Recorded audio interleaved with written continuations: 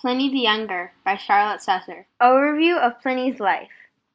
Pliny the Younger was born in 62 CE in Como, Italy. He supposedly died in 113 CE in Bithynia, although it is unknown how he died. His social class was the senatorial order, a patrician, which was the highest class in Rome.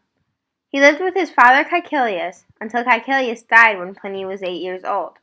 Afterwards, he was sent to live with his uncle and later patron, Pliny the Elder. Pliny was educated in Rome by two talented rhetors, Quintilian and Nicetes Sacerdos. Pliny's careers. When Pliny was young, he served as a military tribune in Syria, though he wasn't fond of it.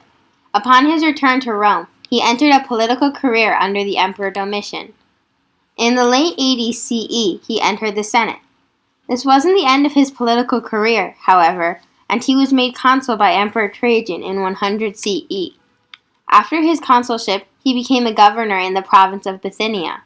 He entered a correspondence with the emperor which continued during his time as governor. Literary works. Pliny wrote and gave multiple speeches, but only one survived. He also wrote many letters to Trajan during his time as governor in Bithynia.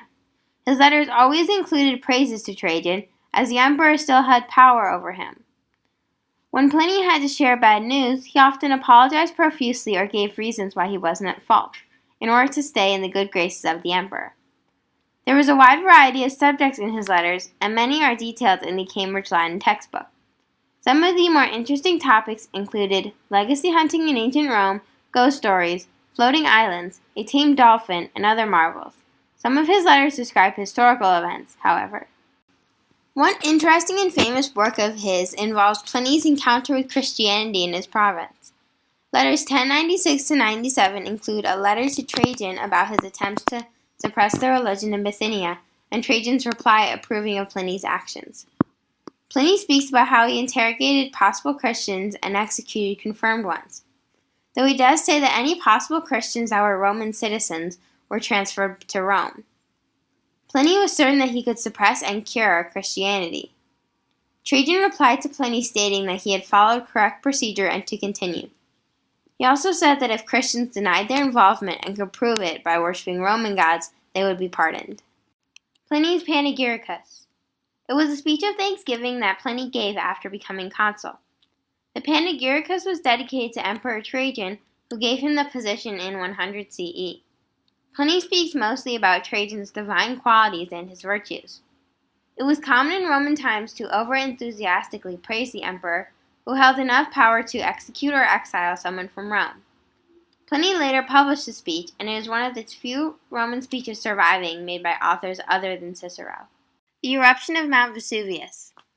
Pliny's most famous work, which is about the events of the destruction of Pompeii and Herculaneum, was written to the historian Tacitus. The eruption took place on the 24th of August in 79 CE, and Pliny's letter describes the eruption itself and the death of his uncle, Pliny the Elder. Pliny the Elder died while trying to rescue survivors of the early stages of the eruption, according to Pliny the Younger. There are actually two letters about Mount Vesuvius, both addressed to Tacitus, but the second one takes a different viewpoint. Instead of speaking of the eruption and the acts of his uncle, Pliny talks about his actions during the eruption. Although he was given a route of escape during the early stages, he did not take it, preferring to stay and figure out what happened to his uncle. His second letter to Tacitus does not say how he escaped from Campania, an area of Italy, but he did not die during the eruption. Interesting facts. Pliny's letter gave a vivid picture of the early empire, as well as what life was like for a man of his status. Pliny also wrote his letters with an eye for publication, and arranged them in order himself, which was unusual for his time. Though Pliny the Younger is what historians call him today, his full Roman name was Gaius Plinius Caecilius Secundus. Gaius was a common Roman name, and the name Plinius was after his maternal uncle, Pliny the Elder.